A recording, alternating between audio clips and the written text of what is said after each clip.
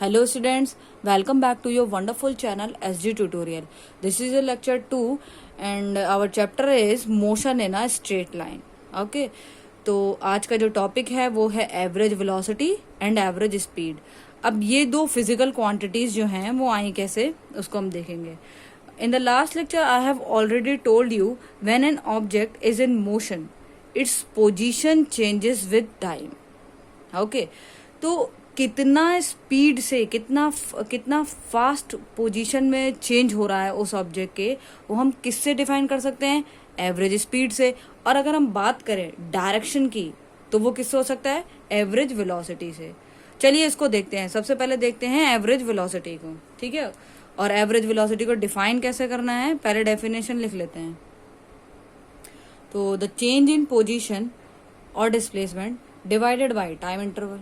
ठीक है, जिसमें भी डिस्प्लेसमेंट में जो चेंज हो रहा है, ठीक है, उसको डिवाइड कर दो टाइम इंटरवल से. वो क्या है? एवरेज वेलोसिटी है. अगर सपोज करो जो हमारा जो डिस्प्लेसमेंट है, ठीक है, वो सपोज मेरे पास दो डिस्प्लेसमेंट है x2 एंड x1. ये क्या है? डिस्प्लेसमेंट है. Okay, and t2 and t1 ये मेरे पास दो टाइम इंटरवल आ गए. तो हम इसको क्या लिख सकते हैं? एवरेज वेलोसिटी को इसको हमने लिखा v x2 minus x1 divided by t2 minus t1. अब एवरेज की जब बात करते हैं तो हम इस पे बार लगा देंगे. ठीक है, तो इससे आपको पता लग जाएगा एवरेज वेलोसिटी फाइंड आउट करनी है. तो एवरेज वेलोसिटी का फॉर्मूला हमारा ये हो गया. इसको हम ऐसे भी लिख सकते हैं, चेंज इन डेल्टा. ये किसको शो करता है? चेंज के सिंबल को, delta x divided by delta T. अब बात करें, ये जो डेल्टा एक्स है ये क्या है? ये डिस्प्लेसमेंट है. डिस्प्लेसमेंट मैंने बताया था. तो आपको पहले की जो वीडियो है अगर आप उसको चेक करेंगे, उसमें आपको बता दिया था मैंने, डिस्प्लेसमेंट एक कैसी क्वांटिटी है? एक वेक्टर क्वांटिटी है. डिस्प्लेसमेंट एक वेक्टर क्वांटिटी है. तो जिसकी वजह से ये क्या हो जाएगा? v भी क्या हो जाएगा? वेलोसिटी आपका क्या हो जाएगा? एक वेक्टर क्वांटिटी हो जाएगा. इट मीन्स ये भी डायरेक्शन को शो कर रहा होगा, है कि नहीं? जैसे डिस्प्लेसमेंट डायरेक्शन को शो कर रहा था, डायरेक्शन शो कर रहा था, इसी तरीके से वेलोसिटी भी डायरेक्शन को शो करेगा. अब जैसे डिस्प्लेसमेंट सिर्फ पॉजिटिव एंड निगेटिव डायरेक्शन को बता रहा था, मैंने आपको बताया था ना कि या तो डिस्प्लेसमेंट राइट साइड में होगा या लेफ्ट साइड में होगा, ठीक है, या अपवर्ड डायरेक्शन में होगा या डाउनवर्ड डायरेक्शन में. ऐसा कुछ बताया था जिसको हम पॉजिटिव या नेगेटिव साइन से डिनोट कर सकते हैं. इसके लिए तो इसलिए ये जो चैप्टर है motion in a straight line में, हमें अभी वेक्टर नोटेशन की जरूरत नहीं पड़ेगी. वो हमारा पॉजिटिव और नेगेटिव डायरेक्शन से ही, मतलब साइन से ही हम डायरेक्शन को बता सकते हैं. ठीक है, ये सिर्फ इस चैप्टर में ऐसा है. ठीक है, motion in a straight line. क्यों भाई? क्योंकि मोशन तो सिर्फ या तो इस डायरेक्शन में, या हम इजीली सिर्फ एक उसमें ही तो हो रहा है. स्ट्रेट लाइन की अगर हम बात करें तो हमें अलग डायरेक्शन ज्यादा देखने की जरूरत ही नहीं पड़ेगी. तो इसलिए हमारा पॉजिटिव और नेगेटिव साइन से हमारा काम चल जाएगा. ठीक है, तो वेलोसिटी एक तरीके से हमारी क्या होगी? एक वेक्टर क्वांटिटी है, और डिस्प्लेसमेंट भी हमारी वेक्टर क्वांटिटी है. ठीक है, तो और क्या है इसके बारे में कि वेलोसिटी की जो यूनिट है, यूनिट ऑफ वेलोसिटी, इसकी क्या होगी? एक्स. इसकी कितनी होती है? चले हम लिख लेते हैं. ये डिस्प्लेसमेंट की कितनी, ये इसको किससे डिनोट कर सकते हैं? मीटर. और ये किसको? सेकंड से. तो इसकी जो यूनिट है वो क्या हो जाएगी? मीटर पर सेकंड. जनरली आप देखते होगे इसको हम किलोमीटर पर आवर के उसमें देखते हैं. जैसे कि कोई कार ड्राइव कर रहा है तो आप ये बोलते हो ना कि 40 किलोमीटर पर आवर की स्पीड से कार चल रही है, या उसकी, ठीक है, इस तरीके से ये है. इसको हम इस तरीके से डिनोट कर सकते हैं. ठीक है, तो चलिए एक एग्जाम्पल के थ्रू इसको देख लेते हैं कि कैसे आप कैलकुलेट कर सकते हो एवरेज वेलोसिटी को. ये मेरे पास मैंने ये ग्राफ ले लिया. अब आप ये जो नीचे वाला जो एक्स एक्सेस है इसमें दे रखा है, ये टाइम दे रखा है, टाइम गिवन है इसमें, और ये आपका डिस्प्लेसमेंट गिवन है. तो मेरे को ये ग्राफ दिया है इस तरीके से, जिसमें ये P1 और P2 ये हमारे दो पॉइंट्स हैं, जिसको t इजिकल टू 4 सेकेंड पर एक डिस्प्लेसमेंट ये डिस्टेंस को देखा है, और एक ये हमारा एरिया है. अब हमें बोला गया है कि टाइम इंटरवल 4 to 6 सेकेंड के 6 सेकेंड में आपको क्या फाइंड आउट करना है? एवरेज वेलोसिटी फाइंड आउट करनी है. तो ये हमें ये ग्राफ दे रखा है, इसके थ्रू हम फाइंड आउट कर सकते हैं। अगर हम चलो एवरेज वेलोसिटी अगर हम देखें कैसे निकालेंगे, फॉर्मूला क्या आता है, x2 minus x1 divided by t2 minus t1।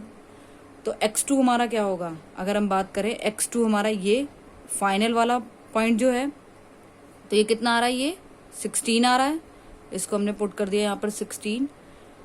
और हमारा x1 क्या है, डिस्प्लेसमेंट की बात करेंगे तो ये 10 आ रहा है, माइनस का 10।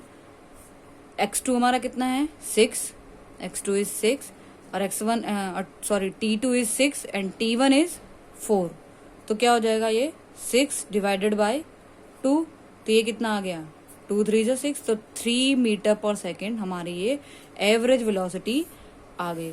तो अगर कोई आपको ग्राफ दिया गया होगा उसके थ्रू आप एवरेज वेलोसिटी को फाइंड आउट कर सकते हैं। ठीक है, तो अब हम बात करें अगर ग्राफ की, पहले तो ये बताना है कि ये जो असेंडिंग ऑर्डर में, ये असेंडिंग कह रही हूँ, ये जो ग्राफ है वो इंक्रीजिंग है।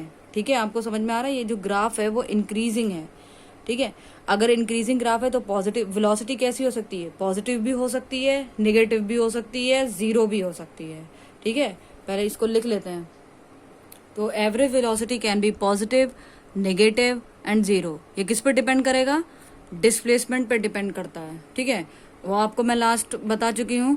अगर जिसने भी पहला लेक्चर नहीं देखा है तो वो नीचे मैं डिस्क्रिप्शन बॉक्स में गिवन होगा आपको लिंक, वो आप प्रीवियस लेक्चर देख सकते हो, तो आपको और अच्छे से समझ में आ जाएगा। ठीक है, तो जो डिस्प्लेसमेंट हमारा ये है, अगर पॉजिटिव होगा तो एवरेज वेलोसिटी भी हमारी पॉजिटिव ही होगी, अगर नेगेटिव है तो नेगेटिव। अगर डिस्प्लेसमेंट ही जीरो आ गया तो वेलोसिटी भी क्या हो जाएगी, जीरो ही होगी।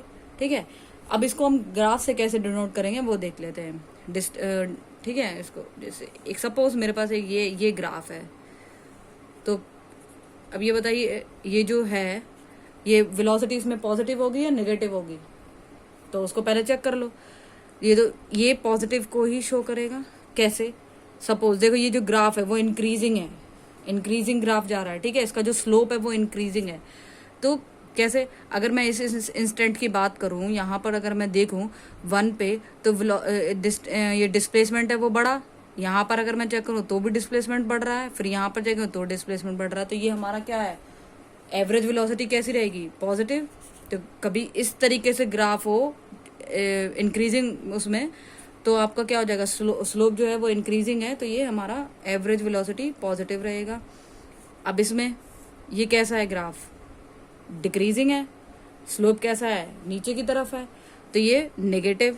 अगर मैं इसको देखूं, चेक करूं, अगर यहाँ पर देखा तो इस 1 सेकंड के उस पे, तो वेलोसिटी डिस्टेंस इतना है, इतना, फिर इधर गए 2 पे देखा तो ये कम हो गई, ये नीचे की तरफ आया, नीचे, फिर इधर अगर मैं और देखा नीचे की तरफ 3 पर, तो ये और नीचे की तरफ आ गया। ठीक है, तो अल्टीमेटली क्या हो रहा है कि ये इसकी जो स्लोप जो है वो डिक्रीजिंग है, तो ये हमारा क्या हो जाएगा, एवरेज वेलोसिटी भी कैसी हो जाएगी, डिक्रीजिंग है, तो नेगेटिव है। और अगर जीरो की मैं बात करूं, जीरो के केस में क्या होता है, जीरो के केस में एकदम ये यूनिफॉर्म मोशन मीन्स वेलोसिटी में कोई चेंज हो नहीं रहा है, वो आगे थोड़ा और देखेंगे बाद में। तो ये जीरो को डिनोट करेगा, एवरेज वेलोसिटी कैसी है, जीरो। अगर कोई ग्राफ आपको ऐसा मिल जाता है तो आप उसको देखकर बता सकते हैं कि हाँ इसकी एवरेज वेलोसिटी क्या है, जीरो है। ठीक है, तो वेलोसिटी क्या है, आप इसमें मैग्नीट्यूड भी है, डायरेक्शन को भी शो करता है।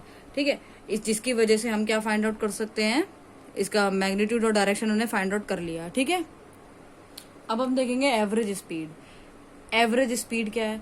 अभी आपने देखा जो वेलोसिटी जो है उसमें किसका इन्वॉल्वमेंट रहता है, डिस्प्लेसमेंट का। तो और आपने क्या देखा कि जो डिस्प्लेसमेंट है और जो आप अगर पाथ लेंथ की बात करें, दोनों का जो मैग्नीट्यूड है वो डिफरेंट होता है। वो आपने लास्ट लेक्चर में देख लिया था। ठीक है, वो सेम नहीं होता है। क्यों, क्योंकि जो डिस्प्लेसमेंट है वो डायरेक्शन पे डिपेंड कर रहा है, और पाथ लेंथ को डायरेक्शन से कोई मतलब नहीं है, उसने कितना ट्रैवल किया बस वो उस डिस्टेंस को कवर करता है। ठीक है, तो जिसकी वजह से आपका एवरेज वेलोसिटी आया, किसकी वजह से, डिस्प्लेसमेंट की वजह से। अब एवरेज स्पीड की अगर हम बात करें तो वो किस पर डिपेंड करेगा, पाथ लेंथ पर। ये किस पर डिपेंड करेगा, आपका पाथ लेंथ पर। इसको लिख लो या फिर और ज्यादा अच्छे से, जो एवरेज जो वेलोसिटी है आपकी वो किसको उसमें किसका इन्वॉल्वमेंट रहता है, वो डिपेंड करेगा आपका डिस्प्लेसमेंट पर। ठीक है, ये किस पर डिपेंड करेगा, डिस्प्लेसमेंट पर। ठीक है, तो अब एवरेज स्पीड की जो क्या नाम है आपकी डेफिनेशन हो जाएगी, फॉर्मूला क्या है वो लिख लीजिए आप। Average speed the total path length divided by total time interval. ठीक है, तो इसमें क्या है, टोटल जो डिस्टेंस वो कवर करेगा divided by total time interval में, तो वो क्या हो जाएगा आपका एवरेज स्पीड। अब ये बताइए एवरेज स्पीड क्या नेगेटिव हो सकता है, नहीं हो सकता, क्योंकि ये डायरेक्शन तो इसमें इन्वॉल्वमेंट है ही नहीं इसका।